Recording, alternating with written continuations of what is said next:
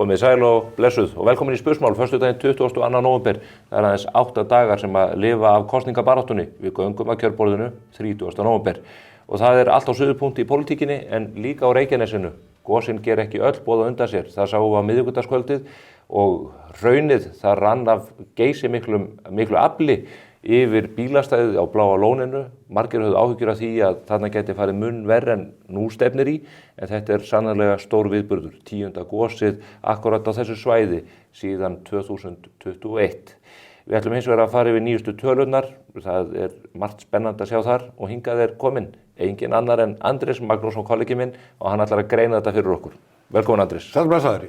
Ég ennþá bara hugfangin að þessari stórkostlegu mynd af bílastæðinu Bláa lóninu. Þetta svakaleg fréttamynd. Já, bara eindrilega og reyndar líka sem var bara að hrósa Vegagerðinni fyrir að merkja þetta svona vel eða skyldi hafa verið fram í einhverjum að þetta sé athyglisverður staður. Já, mjög. Eldgos þá vantilega frekar bílastæði. Ég hugsa það. Þetta mynd sem tekin á Eggerti Jóhannesinni, snillingi hérna ámókanum sem að tekur margar magnaða fréttamyndir á ári hverju. En þetta eru rosalegir atburðir. Við erum einhvern veginn farin að daufheyrast gagnvart þessu.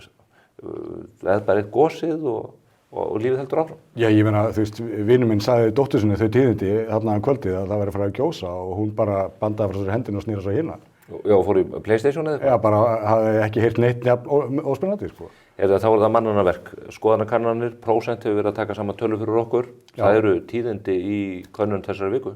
Það eru tíðindi í öllum þessum könnunum vegna þess að það náttúrulega greinlegt að það töluvert fylgi á hreyfingu. Eins og ég hef nefnt hérna áður, þá ýmsar vísbendingur að það séu margir óráðnir líka. Það hefur sín áhrif, vissulega.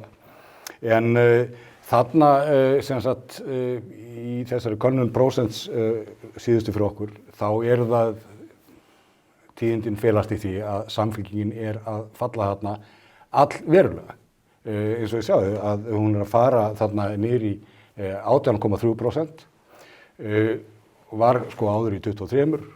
Á sama tíma að þá Viðreisn, hún sýnist vera áfram að hækka, ég veit ekki hvað mikið að marka það. Allavega heldur í horfinu. Hún heldur í horfinu og það sem meir að sko, þó svo að Samfylkingin hafi fallið þetta, samkvæmt þessum tölum, þá ekki marktækur munur á Viðreisn og Samfylkingu. Það þarf ekki mikið að gerast til þess að fara að verða marktækt?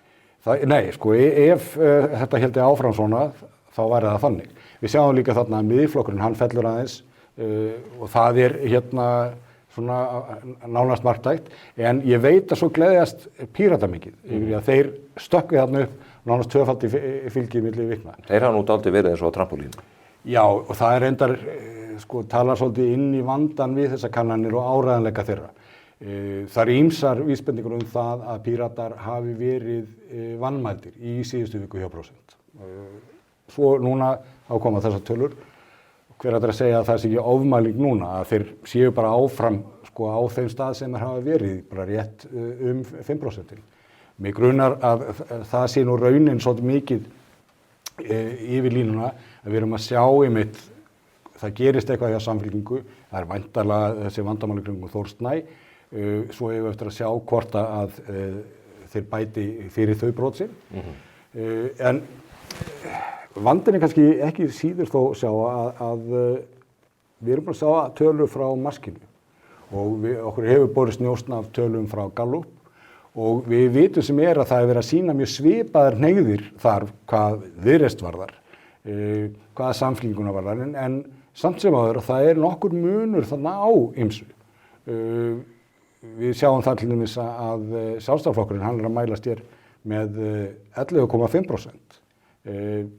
Það getur ekki orðið mikið lægra hjá Sjálfstæðisflokknum, en við vitum það. Af hverju segirðu það? Nei, ég meina, þú veist, miðað við hérna... Þú sagði það líka í 18%? Já. Og 15%? Það að herma þetta allt upp á mig? Já, þetta allt þér að kenna. Já, ok, en þá best að ég takki það á mig. Nei, en punkturinn hjá mér sá sem sé að við vitum að á sama tíma hefur Gallup verið að mæla sko í 15-16% og maskinn einhvers staðar þar á milli. Og þetta ákveðið vandamál þegar að þessi 3 skoðanakönnunarfyrirtæki sem að beita afskaplega svipuðum aðferðum, ekki fullkomlega sömu, mjög svipuðum, að fá svo misvísandi niðurstöður svo skömmu fyrir kosningar. Og það af því að þetta stýrir nú svolítið fréttaflutningi og tali í okkar hér, að þá skiptir svolítið máli að hafa það allt rétt. Eitt sem að mér langar til að spyrja þið út í. Miðflokkur og Samfylking að lækka þetta núna. Þetta eru flokkar sem hafa verið á mikilli siglingu talsvert lengi. Það ekki eiginlega bara örlög flokka sem hafa verið á slíkri siglingu að þegar nær dregur kosningum, að þeir gefið dálítið eftir? Já, það náttúrulega, þú veist, það þetta gamla, hvenær ætlar að toppa, sko, hvenær toppa með rétt og þetta toppa með aldrei öðrum tíma. En segðu Höllu Tómasdóttur þar? Já, ég meina, þú veist, stuðningsmenn Höllu sagði, sko, ef kosningarnar eru fram viku síðar, að þá fengið 100% fylgi. En þarna eru vissulega að horfa það að það eru að skipast svolítið, skipast fylgið í síðustu vikunni. Og það verður mjög spennandi að sjá í næstu viku hvað gerist þarna og líka þá síðan þurfum við að bera það saman og við þurfum að kryfja þess að tölur svolítið vel vegna þess að þessi kosningabaráttu öll, hún tifar svo mikið áfram að minnst í fjölmiðlum á skoðanakönnunum og ef þær ekki nákvæmur raun ber vitni þá erum við ekki góðum málum. Ég bendi til þess að við erum með framsókn hérna í 4,4%. Það eru þetta svakalig tíðindi. Það eru svakalig tíðindi þess að við komum niður fyrir þessi 5% sem að gefa þeim færi á uppbótarmönnum og það er svona, þeir gætu bara verið fallin á þingin ef þeir sé að standa sig rosalega vel í einhverju einu kjördæmi. En eru þetta þau tíðindi sem að þau sýnast vera? Við getum talað það en vegna þess að vikmörkin eru mikil, það er ekkit víst að þeir séu með meira eða minna fylgi núna heldur við vorum í síðustu viku. Þetta er allt mjög óljóst. Þetta er allt feikilega óljóst en ég fann að sjá eftir að það fengið hérna í sæti. Já, fyrir ekki, ok, ég skal þá aðeins poppið upp fyrir þig, sko, að ef við förum síðan að brjóta fylgið meira niður eins og við gerum nú svona áfram í Morgunblaðinu, ég ætla nú ekki að segja of mikið vegna þess að eins og þú veist, ég vil að fólk gerist áskrifendur og lesa það þar. Já, og þeim fjölgar og fjölgar. Já, en þá erum við að horfa á eitthvað sem að ég veit ekki hvað gefur mönnum sko óvart að Viðreisn er miklu sterkari hjá konum en körlum og Miðflokkurinn hins vegar sterkari hjá körlum, en það sko munurinn svolítið mikill að sko meðal kvenna nýtur Viðreisn 28% fylgis. Meðan að hjá körlum þá það aðeins 17%, ég veit að það voru margir sem myndi gefa sér hægri höndina fyrir slíkt fylgi, en hjá Miðflokknum þá hann að fá 19% hjá körlunum, en aðeins 7,5% hjá konum. Þetta er forvitnilegt. Áhugavert niðurbrot, það verða nákvæmari tölur og meðal annars þingsæta skiptingin út frá þessum tölum í blaðinu í fyrramálið. Já, og það sko ekki einfaldara að geta sættir. Nei, við lofum engu. Heyrðu, en hingað að koma eftir örskama stund tveir ágættir stjórnmálamenn, annar með talsverða reynslu, hinn með minni og ég hvet ykkur til að fylgjast með því að síðan í lok þáttarins þá fæ ég hingað til mín Sigurð Inga Jóhannsson sem formaður Framsóknarflokksins og hann ætlar að svara fyrir þessar tölur 4,4%. Takk fyrir. Skoðaðu úrvalið frá mörgum að þekktustu vörumerkjum heims, Matthilda Kringlunni, Matthilda Smáralind og matthilda.is. Hjá Columbus ævintýraferðum leggjum við áherslu á góða fararstjórn og skemmtilega upplifun. Umfram allt viljum við uppfylla væntingar okkar ferðalanga þannig að þeir njóti ferðana með eftirminnilegum hætti. Við förum víða. Columbus ævintýraferðir.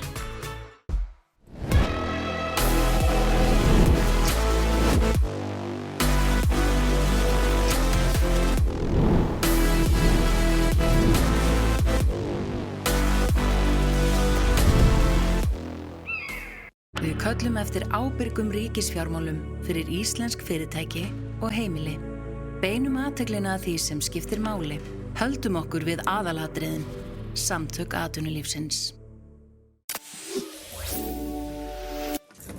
Já, þetta voru aldeilis áhugaverðar tölur og gott að fara yfir þetta með Andrési Magnúsinni, kollega mínum. En hingað eru komnir tveir stjórnmálamenn, mótherjar, leyfi ég mér að segja, allavega akkurat á þessu tímapunkti, við vitum ekki hvað verður eftir kosningar. Það eru þau Orri Páll Jóhannsson frá Vinstri grænum og Nanna Margrét Gunnlaugsdóttir hjá Miðflokki. Og við njótum þess heiðurs að geta haldið fram að þetta sé fyrsta sjónvarpsviðtalið sem að Nanna mætir í. Það er rétt. Er það ekki? Jú. Já, en þú hefur nú verið tengd pólitíkinni lengi. Já. Pabbi þinn er nú gamall stjórnmálamaður. Já. Og svo er bróðir þinn líka í stjórnmálum. Já, mjög þekktur stjórnmálamaður. Já. Og það er nú kannski flestir sem kveikja á því hvað það er það ekki. Jú, það er Sigmundur Davíð. Já. Og ég sá nú ekki fyrir mér fyrir nokkrum árum að ég hérna líka. Nei. Því mér fannst alveg glata þegar ég var í Versló og pabbi var í pólitík. Og svo þegar Sigmundur ákveður að fara í pólitík, þá Já, mér fannst eiginlega bara ennþá væri hugmynd að því að þetta var, mér þótti ekki skemmtilegt. En svo þegar Miðflokkurinn var stofnaður, þá svona þurfti allir að hlaupa hratt og ég einhvern veginn innvinklaðist í þetta og hef bara verið á fullu í pólitíkinni síðan. Hún kynnast auðvitað alveg svakalega mörgum og hafa gaman að þessu. Og hingað er ég komin, sko. Þannig að þú flæktist inn í stjórnmálinu. Já, það má ég segja það, sko. En þú ert í öðru sætinu í Suðvestur á eftir Bergþór Ólasinni. Já. Og þið eru með öflugan lista þarna. Já, svo er hann Eiríkur í 3. sæti hjá okkur og sem var nú sterkur í Indifens og... Já, Eiríkur Svavarsson. Eiríkur Svavarsson, já. Og þetta er bara mjög flottur listi og svo Anton Sveitmakí og Lárus. Já, rædduð ungum sjálfstæðismanni yfir til ykkar. Þeir eru nú nokkrir. Það var grátur og gnístran tanna, vissi ég í herbúðum sjálfstæðismanni í Garðabæ þegar Anton ferði sig yfir til ykkar. Já, hann er mjög flottur. Já, öflugur sundmaður. Já, bara og pólitíkus og bara flottur drengur. Það var eitt svo reiður þarna sem að ég hitti skömmu eftir þetta gerðist og hann sagði, já það er ekkert að undra að Anton hafi farið í þetta. Svona gerist með menn sem hafa verið geymdir í klóri í 20 ár. Það var náttúrulega búin að vera í sundlauginni og keppa ólympíuleikum alveg út í eitt. Já. Heyrðu en Orri, þú ert eldri en 2 vetur í pólitíkinni. Já, ég vil segja það. Þú ert búin að sitja á þinginu og gegna ábyrgðarstörfum, bæði fyrir þingflokkinu og þetta inn í þessu stjórnarsamstarfi. Ég ætla að fara hérna núna yfir tölur. Já. Og ég hef ekki sérstaklega gaman að því, en þetta eru þetta alveg skelfilega tölur sem að þið eru að fá upp á pottinum á hverjum degi. Er það ekki, hann Hallur mun skella þessu hérna upp á skjáinn. Þetta er nýjasta prósentskönnunin sem við Andrés fórum að fara yfir. Það eru þetta ýmist tíðindi í þessu. Samfylkingin virðist vera að lækka tiltölulega hratt miðað við síðustu mælingu. Framsókn er komið alveg örugglega í fallbaráttuna með þetta. En já, góðu tíðindi fyrir ykkur er að þið eru að auka við ykkur fylgið. Við erum á uppleið. Já. Og raunar sýnist mér að þessir flokkar sem hafa nú verið tíndir saman til vinstri eru það allir sem mér þykja góð tíðindi. Eða málsins samkvæmt komandi vinstramegin úr pólitíka þá hefur mér fundist þessi þróun eins og hún birtist í reyndar mjög ólíkum niðurstöðum mismunandi skoðanakannana. Það er mikið flökkt. Það er mikið flökk og enginn er einhvern veginn alveg eins sem við höfum sannarlega mælst lágt lengi en erum þarna á uppleið. Þetta líður okkur þannig að við séum á uppleið. Þið finnið það? Já.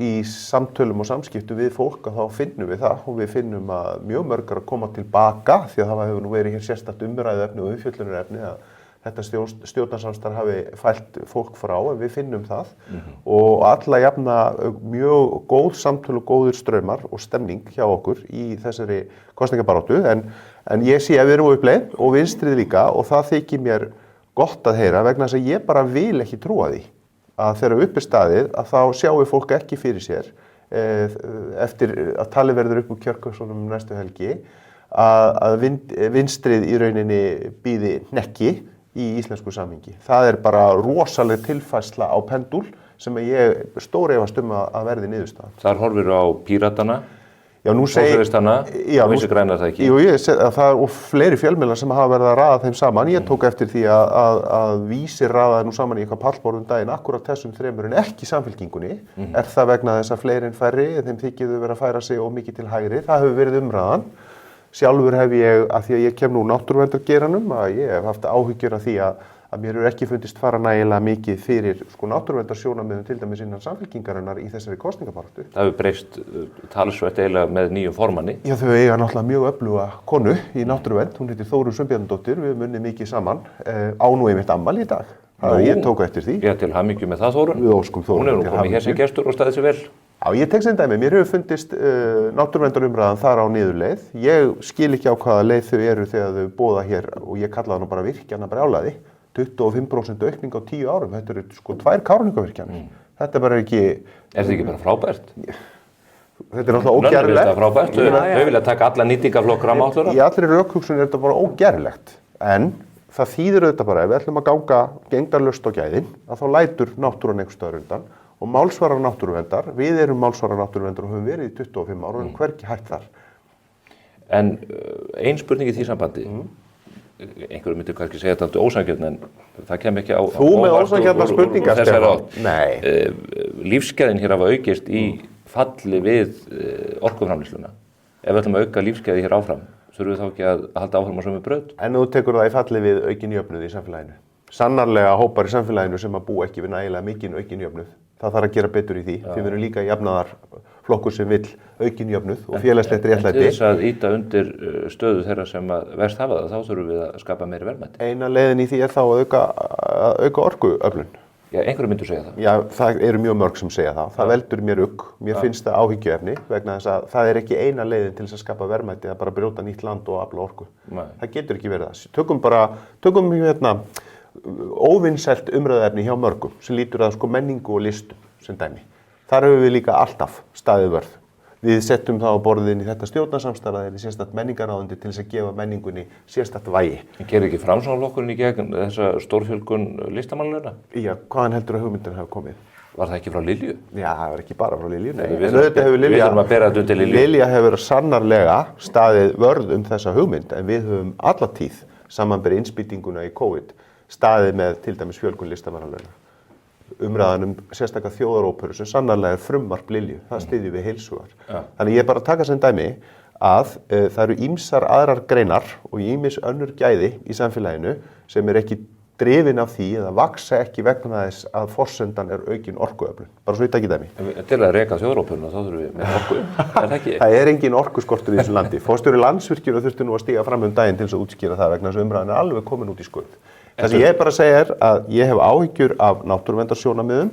Það hefur kannski sögulegu samhengi frekar verið vinstri sem að verða það uppi. Við þar í broddi fylkingar og við erum hvergi nærri hætt og ég sé að við erum á uppleið, þannig að það gott. Gott og vel. Nanna, hvað segir þú þetta? Já, bara rétt orkuna fyrst. Já. Ég held bara ef við ætlum að fara í orkuskipti og hafa verðmætasköpun, þá verðum við auðvitað að virkja. Þannig að bara, svo ég komast nú aðeins bara afgreiða það fyrir könnunina. En þetta auðvitað, mér finnst þetta alveg hræðilegt. Það sem ég sé bara það að hér að myndast einhvers konar ríkisstjórn sem væri kerfisstjórn. Þetta við erum að horfa á Viðreisn, Samfylkingu og núna Píratar. Þeir getu sýnist þá bara komin, við væri örugglega með meirihluta þingmanna næstu því, mögulega fara Vinstri græn upp og verða með. Þá erum við ekki að sjá þessa breytingu sem við þurfum að sjá í samfélaginu. Þá munum við sjá, ég sé bara turnan ég að horfa á, ég sé fyrir mér að leggja saman og þetta er bara færiband og í staðan fyrir að koma fiskur eða verðmæti, koma bara Evrópulöggjafarnir alveg á færibandi og þó að þessi flokkar eru báðir búin að ná sér í atkvæði með því að segja við ætlum að setja Evrópusambandið til hliðar, þá hafa þau ekki alveg getað staðist að segja en ef við vinnum, þá vilja við allar Evrópusambandið og það mun bara vera leið eftir kosningar, þá verður byrjað að tala það. Og þá fer allir fókusin á það og þá ekki verið að ræða eins mikið ríkisfjármálin, útlendingamálin. Þá erum við bara komin aftur í einhvers konar fara frá því að vera stöðnarstjórn í einhvers konar svona kerfisstjórn. Og það bara, mér líst ekki vel á það og þetta bara raunverulega, þó ég sé Miðflokknum, að ég held að ef eitthvað séns að borgarlegri stjórn, þá verður Miðflokkurinn að hækka. Það svona... Það myndi Sjálfstæðisflokkurinn og jafnvel Framsóknarflokkurinn og Viðreisn líka segja? Já, Viðreisn geti alveg verið borgarlegri stjórn ef hún væri með ekki því sem við sjáum teiknast upp hér. Þannig og meira svo Samfylkingu mögulega. En á meðan þessi flokkar eru svona stórir, þá það ekki verið að gerast. Og ég held bara að Sjálfstæðisflokkurinn og Framsókn, þeir eru bara þannig stað núna að það best, já, ég held að þeir sé ekki verið að stækka það mikið. Ég held að Miðflokkurinn getur miklu meira unni með breiðari hóp núna.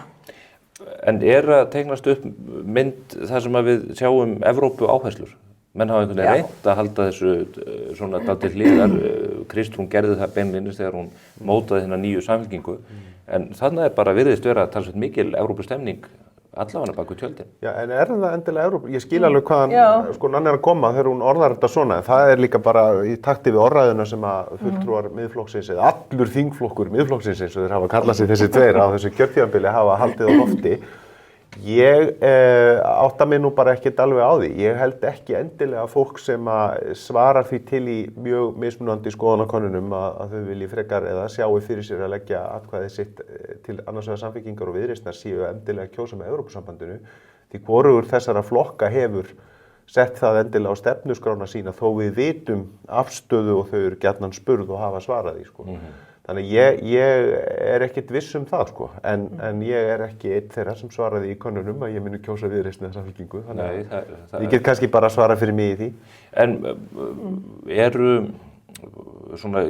þeir þurfa sennilega, það verður mjög erfitt að mynda tveggjaflokkastjórn, nær útilokað með allar þær kannanir sem við sjáum.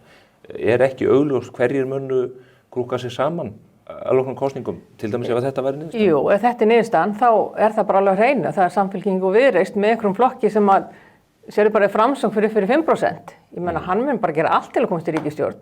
Og þá ertu bara komið með eitthvað sem bara opinn báði enda og ég veit ekki með Pírata hvort þeir farið sama, ég gera það náttúrulega ekki, en aðrir flokkar, ég meina, þetta bara, vonandi verður þetta ekki niðurstaðan. Þetta ekki gott.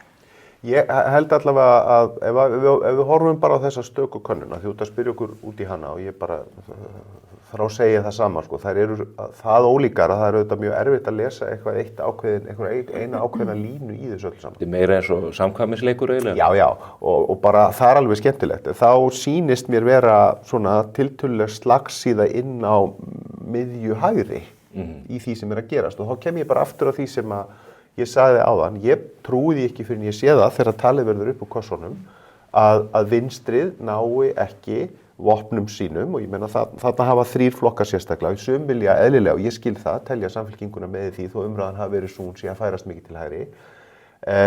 Ég bara trúi því ekki að þetta verði niðurstaðan í vinstrinu og það til dæmis svo ég geti talað út frá mínum rann eins og ég sagði áðan samræmist ekki þeirri tilfinningu sem ég hef í samskiptum og samtölum við fólk.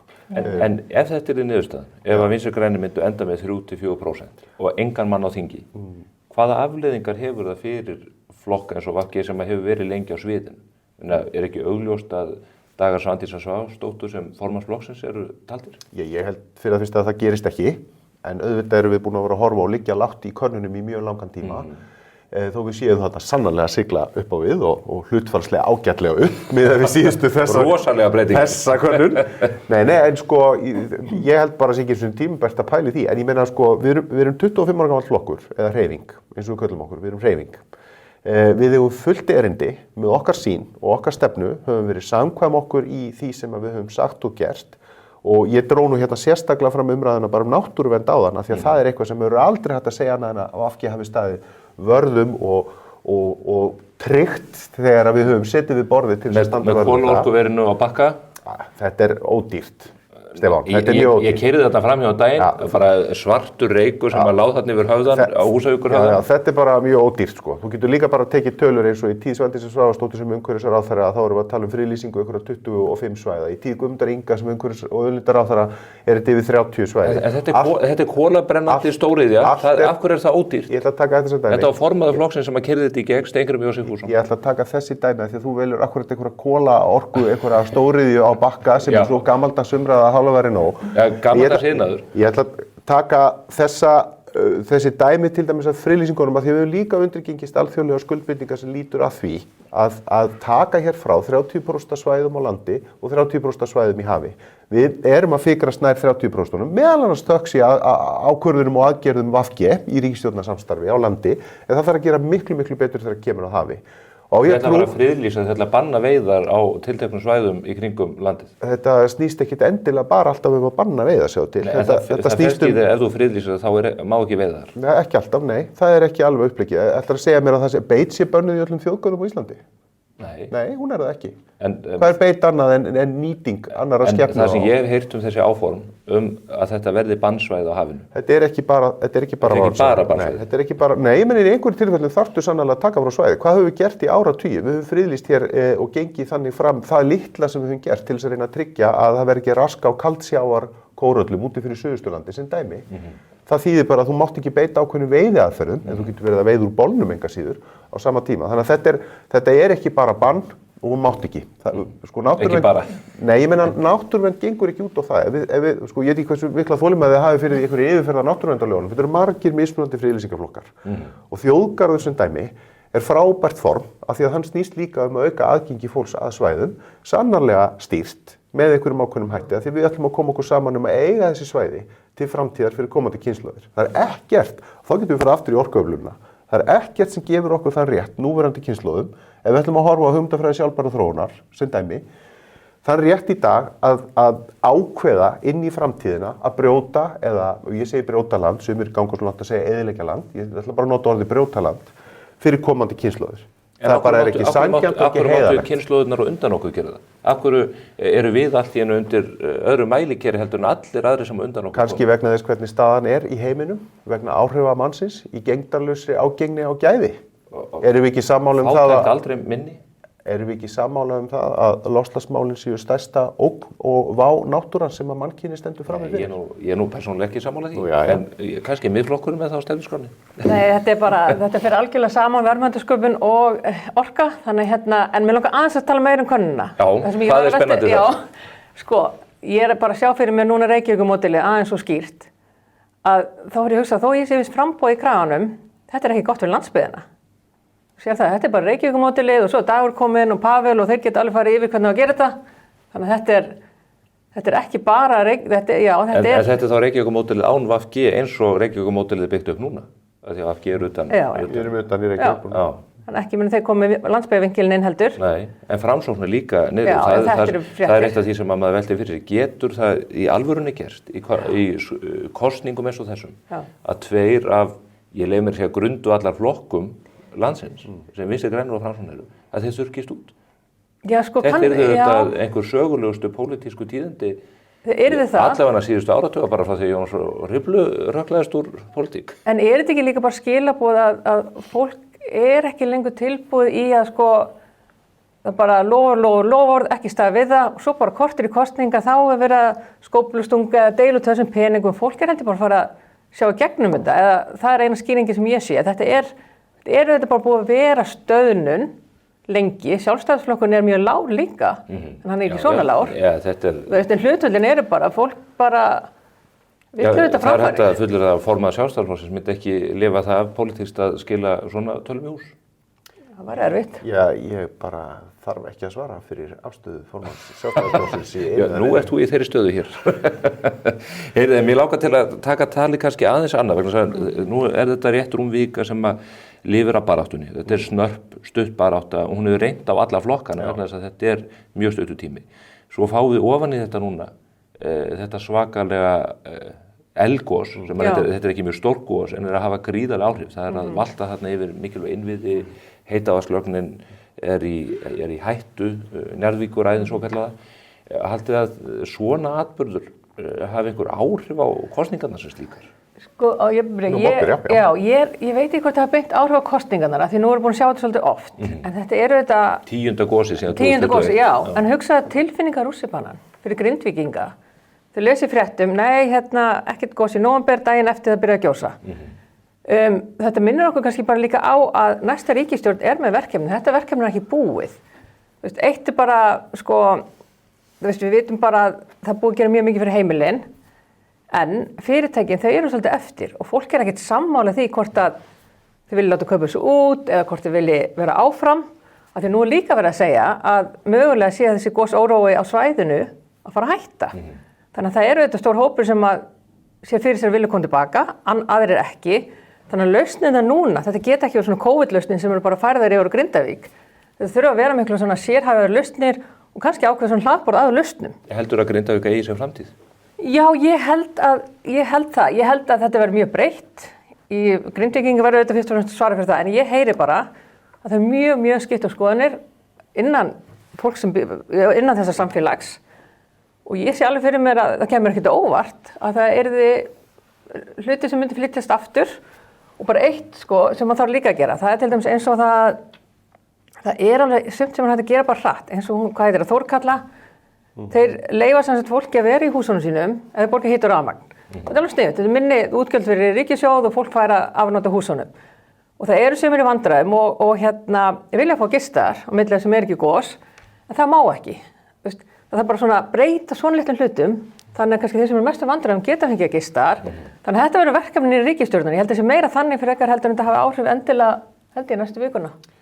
Sko ég held kannski, ég er alveg sammála nönnu með það sko, ég held að akkurat þetta gos á þessum tímapunkti hafi ekki endilega þannig afgerandi áhrif á einhverja hreyfingu í skoðanakönnunum ef við höldum áfram þar. Akkurat vegna þess að þetta er ekki aðstæður sem eru okkur endilega því miður ókunnar. Við erum að venjast því að það gjósi þarna. Já, en hafandi sagt það þá lágu þetta fyrir okkur í þinginu þegar að Bjarni Benediktsson ákveður að slíta þessu ríkisstjórnarsamstarfi og boða til kosninga 30. nóvember sem er náttúrulega mjög óvenjulegur tími svona í kosningalegu samhengi. Við erum að kjósa að vori og ég held að færi betur á því sjálfur að kjósa að vori en gott og vel, þetta er staðan að það var verkefni það sem lá fyrir okkur var auðvitað sameinast og klára að loka fjárlögum vegna þess að það tíminn bara leyfir ekki þó svo að niðurstöður kosninga, ég meina það er kosið 30. En það tekur jú landskjörstjórn einhverjar 2-3 vikur bara að ganga frá miðað við þá ferla sem í kosningalöggjöfinni og við vitum nú öll hvernig þetta fór síðast, þannig í venjulegu ári að þá tekur það samt sem áður einhverjar vikur, þá erum við komin í jól, þannig að það var alveg fyrir séð að það myndi ekki vera á neinn hátt og raunhæft að klára fjárlög fyrir áramót sem er nauðsynleg dagsetning eins og við vitum. Þannig að þetta sameinuðum stuð í þinginu og þá fjárlega tengd mál að vinna að þessu en líka það sem út af stóð varðandi sérilegi dagsetningatengd mál í samhengi Grindavíkur af því að þingið hefur sameinast þessar aðgerðir. Þar með ég ekki að segja að við höfum náð utan alla hópa í öllu samhengi alltaf.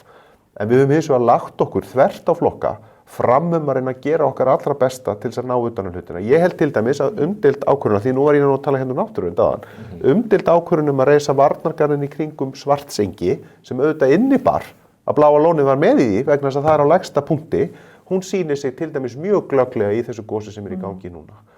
Þegar að maður hlustar á fréttaflutningin til að mynda í gær, þegar maður átta sig á aðstöðunni og þú vísar hér í mikilvæga innviði, að ef Svartsengi væri ekki varið eins og það er varið sem er ákvörðun sem við tökum í þinginu, setjum smávægilegan skatt á alla til þess að við hjálpumst að við að bera þessar byrðar, að þá erum við að tala 30.000 manna samfélag sem hefði orðið undir, hefði færi Svartsengi. Hefðu þið ekki sett varnargarðinn ef að bara Bláa lónið hefði átt í hlut? Það er náttúrulega einkafyrirtæki, en Bláa lónið við erum að hugsa þetta í samhenginu. Sorka er einkafyrirtæki. Já, ég átta mig á því. Þetta er affallsvatn, ekki satt, frá Svartsengisvirkjuninni sem er fyrst og fremst þarna til þess að skapa raforku og heitt vatn fyrir þennan stóra hluta samfélagsins. Þetta Bláa lónið er sennilega efnahagslega mikilvægara fyrir Ísland heldur en Svartsengisvirkjunin. Það er alveg rétt, en umræðan var bara ekkert á þeim forsendum á þeim tíma. Jú, þetta sætti gagnrýni vegna þess að Bláa lónið er þarna staðsett, en það er auðvitað landfræðilega staðsett þarna vegna þess að virkjuninni fyrir. Það var útgangspunkturinn í þeirri vinnu sem við áttum. Ég er þeirra skoðunar og við í VG að grunninnviðir og orkufyrirtæki og veituvannvirki eiga bara verið í samfélagslegri eigu. En þú ert að segja að það hefði verið meiri vafa undirorpið að reisa þessa varnargarða af samfélaginu ef aðeins hefði átt í hlut ferðaþjónustufyrirtæki en ekki orkufyrirtæki. Það er bara umræða sem var ekki tekin á þessum forsendum á þeim tíma og ég held að þýði ekki að segja ef og hefði. Þetta snerist fyrst og fremst að verja mannvirkið sem tryggir raforku og heitt vatn til 30.000 einstaklinga á Reykjanesi eða Reykjanesskaganum. En það er máli að því að ég kannski þeirra stöðu ekki aðeins gagnrýnt sko að Bláa lónið eru þetta einkafyrirtæki en þetta er gríðarlega mikilvægt. Þetta er fyrir ferðaþjónustuna, þetta er bara bein áhrif ef að Bláa lónið er lokað þá er minni bókurinn á Icelandair. Það er alveg rétt. Þannig að við, sko, það að stjórnvöld hafi í raun og veru ekki kannski verið með eitthvað skonar auglýsingaherferð, eitthvað líka til að bara segja fólki, það er öruggt að koma þarna af því það var smá skellur. Það þarf að líka, held ég, að... Þeir hafa gert það núna. Já, en það er samt svolítið... Bara frétt í morgun. Já, en það er samt svolítið lítið, sko. En það er, ég held að það þurfi að gera betur í þessu, af því að það býður líka nýra ríkisstjórnar. Já. Sko, það margt sem býður nýra ríkisstjórnar. Já, sem betur fer nú lífið þannig að það eru nægur verkefnin. En bara klára, þetta með Grindavík, þetta skiptir þetta máli. Þetta er annað 2 byggðra bóla á landinu sem býr við þær aðstæður og þetta geti gerst. Og nú er þetta gerast í annað sinn. Fyrst voru Vestmannaeyjar og svo er það núna Grindavík. Mér þótti nú vænt að heyra lokaorð Oddnýjar G. Harðardóttur sem gefur ekki kost á sér áfram í þessum kosningum og hvatti okkur þingmenn það sem hún einmitt tók þetta fyrir að hún óskaði þá nýjum þingheimi velfarnaðar í að halda áfram að taka vel utan þau mál sem þarna eru. Þannig að það er alveg rétt. Ég meina það verður nýs þingheims líka, ekki bara nýra ríkisstjórnar að taka áfram utan þetta eins og hægt er. En ég held hins vegar að staðan er svo af því að þetta er svo erfitt að lesa í þetta og einhverju leyti svolítið kannski eins og með veðrið. Okkur tekst nú ekki að brjóta allt undir okkur, kannski sem betur fer. En það hefur afleiðingar að við verðum núna bara að bíða og sjá og þreyja þetta og reyna að átta okkur á því, getum við varið meira eins og við höfum verið að gera. Því að það er ekki hægt að segja til það, þetta síðasta gos, við hálnuð eða hvað mun þetta vara lengi, hvað mun þetta standa lengi og það er bara tímafaktor sem við ráðum ekki við og við verðum bara að sætta okkur við og við eigum alveg að geta það líka, þetta er óbáslega hart að segja þetta gagnvart þeim sem eru sannarlega í sárum í þessu samfélagi og ekki, það vil ekkert okkar vera í þessari stöðu að þetta er bara gangverk náttúrunnar með þessum hætti og við getum ekki breytt í en við getum varið og við getum stutt og það höfum við verið að gera. þó að það sé mannanna verka þá verður heldur ekki við það ráðið að það verður gengið til kosninga núna eftir 8 daga. Það er rétt. Og það er komið fiðringur í mannskapinn. Það er nú oft talað það þegar bróðirinn nefndur í pólitíkinni að hann sé með eitthvað tromp upp í hendinni. Ég man í kosningunum 2021 að þá sagði menn nú kemur Sigmundur með eitthvað tromp í lok baráttunnar og hann mun sópa til sín atkvæðum. Hafa flokkarnir núna sem að vilja sækja meira fylgi, þið eru nú með marga örugga þingmenn en þið viljið þetta fá meira, þið eru í þeirri stöðu að eiga það að hætta dett út af þingi. Hafa flokkarnir einhver tromp sem þeir hafa verið að geyma, þeir geta slengt fram á borðinu núna og breytt þessu pólitíska landslagi með afgerandi hætti? Sko ég held að verði frekar þannig að fólki bara verður fókuserað, það verður svona meira skýrt talað þessu síðustu viku. Ég veit ekki, ég hugsa að það sem hafi meira áhrif er eitthvað óvænt sem við vitum ekki í dag. Ég er ekki viss að vera mikið af einhverjum trompum en það eftir að koma í ljós.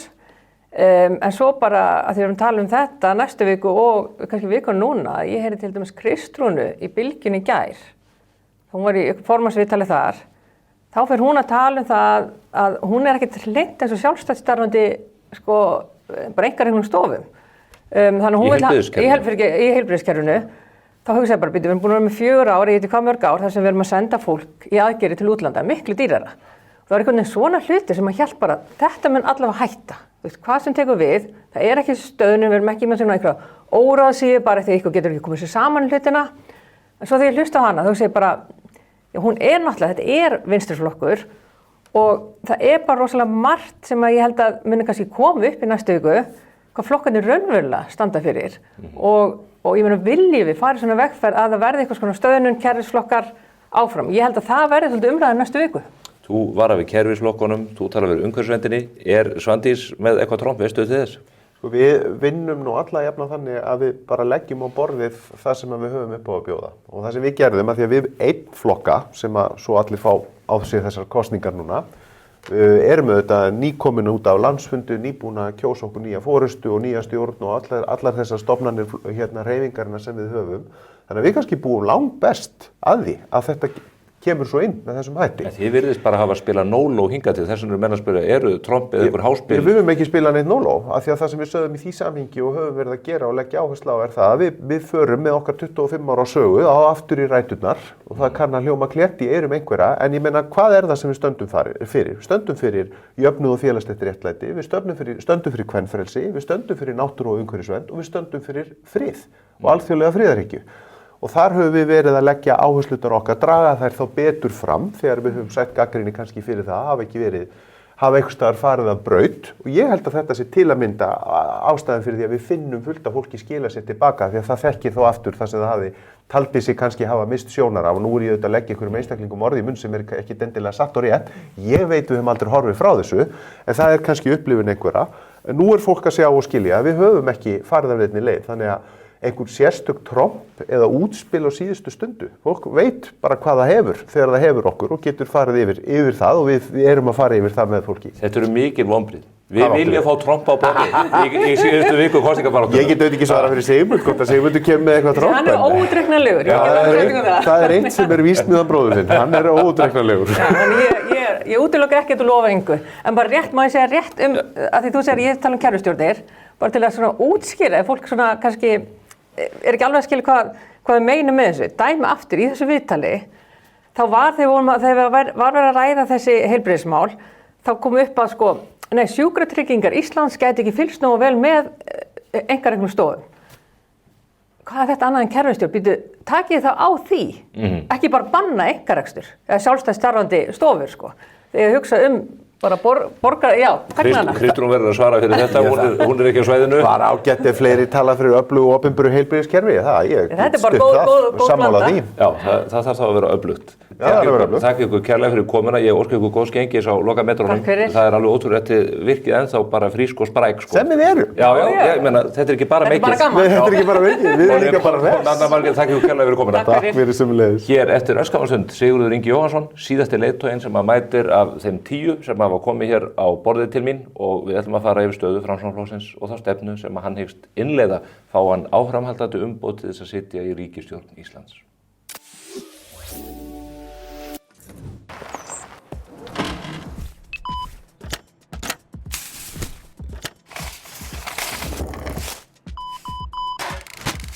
Þú þarft ekki að flýta þér, en þú getur það. Gripið og greitt í bónus. Væntanlegt í sjónvarp Símans Premium. Útilega. Ekkert drama, bara gaman. Þú veist, á að taka allt saman eða? Þú fara! Þessi útilega þetta ferði ekki algjörður rugg. 17. október í sjónvarpi Símans Premium. Það komið tímabreytingar og í dag erum við að leggja fram framkvæmdaplan í húsnæðis- og kjaramálum og við biðjum stuðning í kosningunum 30. nóvember til að framkvæma fyrir fólki í landinu. Kynntu planið nánar á xs.is. Við erum bara með notalegar jólagjafir. Kósí heilsuvinniskór, gjöf sem verður elskuð og notuð alla daga. Betra bak. Tölum meiri árangur fyrir okkur öll. Klárum baráttuna við vextina, finnum ný tækifæri til að vaxa og trúum á kraftinn í sjálfum okkur. Svo við getum haldið áfram að byggja upp öflugt og örugt samfélag. Sjálfstæðisflokkurinn. Lexus RX. Komdu og reynsluaktu RX 450h Plus Plug-in Hybrid. Þín býður óviðjafnaleg upplifun. Lexus Kauptúni. Þá var hann komin hingað til mín, síðastur stjórnmálaleiðtogana 10 sem að mæta hér á vettvang spursmála fyrir þessar haust- eða vetrakosningar. Það er Sigurður Ingi Jóhannsson, formaður Framsóknarflokksins. Hann ætlar að ræða hér við mig stefnu flokksins og hvernig hann hyggst nýta síðustu vikuna til þess að snúa mjög svo döpru fylgi flokksins við sér í hag. Blessaður Sigurður. Já, sæll. Við erum að fara hér yfir tölur, við erum að fá, svona ekki alveg síðustu kannanirnar, en miðað við það sem við erum að horfa upp á, þá eru stjórnarflokkarnir 3 að gjalda algjört afhróð, allir með tölu. Og þið eruð samkvæmt þessum tölum okkar bara í stórhættu á því að þurrkast út af þingi. Og ef ég kann söguna rétt þá er það í fyrsta sinn í ríflega 108 ára sögu ykkar. Já, ég vil nú segja að ég hef svo sem enga trú á því, en það er rétt að það hefur alveg verið brekka og nokkuð löng að hefja þessa kosningabaráttu á þessum tíma, verandi búin að vera í ríkisstjórn lengi og það er svona kallað eftir breytingum, maður heyri það.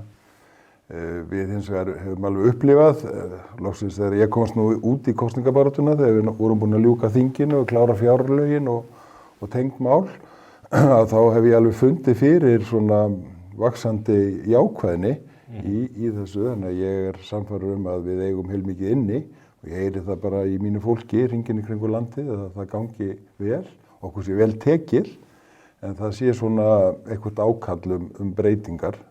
Það er enginn að kvarta yfir okkar störfum og satt best að segja bara ánað með það sem við höfum verið að gera. Þið eruð að segja sögu, stjórnmálarnir ganga út að segja reynslusögur og svo eru menn að horfa fram á veginn. Þið segið mjög jákvæða sögu og allir þessir flokkar sem hafa staðið að stjórninni segja hér sé allt í lukkuna velstandi í raun og veru eða sé að þú kannski rétta á. Ég segja svona flest sé gott. Flest sé gott. Og vissulega séu áherslur og áskoranir sem að þurfa að taka á áfram. En ykkur hefur líka tekið sem, og það er auðvitað svona einkennismerki Framsóknarflokksins, að þið getið á siglt milli svona skeiðs og báru í mörgum málum og þið hefur kannski ekki verið alveg að átaka vettvangi í þessum stjórnar átökum sem við getum kallað svo. Ættu þið ekki í raun að geta skilið ykkur frá Vinstri grænum sem eru nær örugglega dottin út af þingi og frá Sjálfstæðisflokknum sem að stefnir í að fá verstu niðurstöðu sem að nokkru sinni hefur gerð síðan 1929? Jú, og það er það sem við upplifum í þessum samtalum við fólkið, að fólk segir bara já, Willum, hann veist það sé frábærlega og við heyrum það innan úr heilbrigðisgeiranum að þeir getur pikkað út einhvern ráðherra þessa málaflokks bara af öllum þeim sem er í framboði, þá segir við viljum hafa Willum áfram. Af því að hann er búinn að standa sig gríðarlega vel og við sjáum að hann er áfram að vinna með því að styrkja heilbrigðiskerfið. Sama má segja Lilju og menninguna og Ásmund með íþróttirnar og að reyna að klára þessi verkefni í kringum menntamálin. Það eru nú menntamálin algjörlega í klessu, það er verkfall á öllum skólastigum næstu. Já, það er vissulega verkfall. Og börnin kunni ekki að lesa þegar þau komið upp út 9. bekk. Nú verðum við að horfast augu við það að það sem Ásmundur gerði hér fyrir nokkrum árum þegar hann setti börnin, og við megum ekki gleyma því að kannski yfir 90% af börnunum í landinu, eins og svo margt annað í landinu, er bara í mjög góðum málum og kannski hefur sjaldan verið betra. En það er alltaf áskoranir og það sem Ásmundur gerði svo vel fyrir nokkrum árum, þegar hann setti fókusinn á börnin sem að þurfa aðstoð og segi kerfin eru ekki að hjálpa þessum börnum. Við hendum krökkunum á milli kerfa og hann tók bara sér stöðu sem ástríðufulli pólitíkus og bara komin mjög langt, við erum svona við það að komast upp á bakkan að klára þetta verkefni þar sem ég er sannfærður að einmitt að það sem hefur bjátað á í menntakerfinu, það sem meðal annars kennararnir að kalla eftir, betri starfsaðstæður, meiri tími með börnunum, að ég held að það mun allt geta gengið eftir. Þeir hafa nú verið að fyrst og næst að semja sig frá tíma með börnunum, þeir eru að minnka kennsluskyldu. Kjarasamningurinn hingað til hefur verið þannig af því að það hefur alltaf að setja einhverjar frekari kröfur. Ég heyri kennarana segja að við viljum við myndum gjarna vilja losna við allt þetta umstang sem hefur fylgt þessu og nota frekar tíma okkar og nýta menntunina í að kenna börnunum. Og ég held að við eigum að þróa það og það er það sem Ásmundur hefur verið að leggja áherslu á í þessum breytingum sem hefðu klárast í vetur í þinginu ef tími hefði verið til þess. Og þá er það bara spurningin, vilja menn breytingar frá því, vilja menn hverfa frá því að setja barnið í miðjuna, klára ekki þessi verkefni og fara einhverja aðra leiðir. Ég get líka nefnt bara þau verkefni sem ég hef verið að gera í bæði samgöngumálunum sem eru auðvitað bara gríðarlega mikil sem við höfum getið litið stoltur tilbaka þó að það séu vissulega fullt af verkefnum framundan. Ég ætla að fara sérstaklega yfir samgöngumálun eftir að því að þau eru stór og þú ert auðvitað best inn í þeim af ráðherrunum. Þannig að ég vil bara segja, mín upplifun er svo að þegar það er rúmvika 10 dagar tæpir til kosninga, að þá eigum við heilmikið inni. Þetta er stutt kosningabarátta, þetta eru 10 mikilvægastu dagarnir, þannig að ég held að við eigum að geta það og ég sammálaður að við getum slitið okkur frá hinnum flokkunum. Þeir voru meira og minna að rífast. Þeir eiga stærsta svona sök, ef ég má segja svo, á því að ríkisstjórnin virkaði ótrúverðug. Þau voru alltaf að rífast. Við vorum að vinna. En voru þau ekki að vinna líka? Jú, að sjálfsögðu, en þau voru líka að rífast, sem gerir það verkum að trúveruleikinn minnkar. Við vorum fyrst og fremst í vinnunni. Förum ón í þessi mála eftir. Þú hefur gegnt núna ekki langt skeið en þú hefur verið fjármálaráðherra og komst til mín hér fyrir ekki svo löngu síðan eftir þú tókst við því embætti. Við erum að sjá vextina lækka, verðbólgan á leiðinni niður. Þið voruð að skila frá okkur fjárlögum og öðruvísi sem ég áður bráð, það verður engin átök í þinginu afgreiðsluna. En Seðlabankinn hafði hort á fjárlögin þegar þið ætla að skila 41 milljarði í halla á næsta ári. Núna stefnir að hann verði verði 60-70% hærri en menn byggust við að minnstakosti, jafnvel meira. Þið segið í yfirlýsingu, aðhaldsstig fjárlaga er nú samt sem á það sama. 70 milljarða halli er 70 milljarðar í aukna skuldir á næsta ári miðað við árið í ár. Er ekki líklegt að Seðlabankinn klóri sér í kollinum og hafi áhyggjur af þessu, að þið náið ekki betri tökum á ríkisrekstrinum? Nei, það er akkurat við erum með sama aðhaldsstig, þetta er sama stefnan, þetta er sama efnahagsstefnan. Það er einfaldlega afleiðingin af því að við erum að lenda hraðar. Við erum að sækjast eftir þessari mjúku lendingu og okkur að takast það fáum Vesturlanda að lenda hagkerfinu eftir mikla þenslu og geta farið mjög hratt upp. Þetta verður næstu eins og snertilending, sem að tala eitthvað flugmál sem ég kannski er nú ekki bestur í. Ættir út á Hálabraut. Hálabraut, en þetta er næstu því eins. Og Seðlabankinn einmitt lækkaði vexti, var það ekki bara í gær, 50 púnta, vegna þess að þrátt fyrir að útreikningarnir segir bara vegna þess að tekjur á næstunni, því að hagvöxturinn er farið niður, það er cirka 0 hagvöxtur í landinu í dag, 8,5% hagvöxt stýrivextir, 5-6% raunvextir. Það er algjörlega nóg til þess að ná verðbólgunni niður og hún mun halda áfram að fara niður. Hún verður komin niður í 3,5% kannski bara strax í apríl. En ef aðhaldsstigið er svona gott, af hverju lækkar ekki Seðlabankinn vextina meira? Þeir eru greinilega skíthræddir við það og maður sér það í tilkynningunni frá þeim að þeir segja að það eru ennþá ekki teikn á lofti að það séu vandkvæði á að fínstilla hagkerfið. Já, þeir sögðu og kannski gengur nú held ég lengra heldur en held ég flest heimili upplifa. Þeir sögðu bara að sparnaður heimilanna veri gríðarlega mikill og eiginlega voru þeir að segja að hættan væri svo að sparnaðurinn á heimilunum myndi brjótast út í einkaneyslu og mikilli. Einkaneyslan verður hins vegar hluti af því að hagvöxturinn fer upp mjög hratt á næsta ári. Og þess vegna er ég að tala þessa snertilendingu. Það er sem sagt, staðan er það góð að þegar við náum að lenda og það hefur ekki haft áhrif á atvinnustigið í landinu. Atvinnuleysi er bara sambærilegt og var í í október í fyrra og nóvember í fyrra að því virðist. Þannig að, og störfum hefur haldið áfram að fjölga. Þannig að við munum fara mjög hratt upp úr þessu. Hagvöxtur á næsta ári verður þar af leiðandi umtalsvert meiri og með þeim hætti, með því að stækka kökuna, þá munum við greiða niður þessar skuldir. Þannig að það er ekki áhugjefni, þetta er útreiknuð stærð en niðurstaðan er meira og minna í samræmi við framlögð fjárlög. Og það þið átt að lofa því að það verður farið að borga niður skuldir og þið segir endar í yfirlýsingu sem að mér finnst ansið bratt að ykkur segja að skuldir að lækka. En þær eru að lækka hlutfarslega af öðrum reiknuðum stærðum. Þær eru auðvitað alltaf að gera. En þær eru að aukast í milljörðum talið. Já, tekjur eru auðvitað líka að aukast líka í milljörðum talið. Það eru tekjur sem er verið að taka fólki og fyrirtækjum. Það eru hlutföllin sem skipta öllu máli í þessu. Er það? Það eru þau sem skipta öllu máli. En býtu nú við. Það eru þau sem við berum okkur saman. Þið borgið prósentu vexti af ykkar lántökum út frá krónutölunni eða dollarunum eða evrónum sem þið skuldið en ekki út frá hlutfallinu. Þannig að þið skuldið 70 milljörðum meira í lok næsta árs heldur en þið gerðu núna í ár. Þá hækka vaxtagjöldin nema vextirnir fari verulega niður. Já, og vextirnir eru að fara verulega niður og tekjurnar eru að vaxa og þær munu vaxa meira vegna þess að aðhaldsstigið sem við sýndum fram á í fjármálaáætluninni mun koma okkur í jafnvægi. Við erum orðin það bjartsýn vegna þess að það virðist ganga það vel fram á við að við treystum okkur til þess að ná ríkissjóði í jafnvægi strax á árinu 26. En hefðu þið ekki átt að sýna bara meiri metnað og halda ykkur við 41 milljarð eða ég vil bara segja, við hljótum nú á þessu kjörtímabili að geta komið þessu jafnvægi? Sko með þessum hætti sem þarna er gert og þetta eru minnstu breytingar við aðra umræðu fjárlaga ég held bara í manna minnum. Menn eru bara í sjokki? Nei, þetta tókst. Þetta sýndi og ég er bara stoltur af þinginu að hafa getað gert þetta.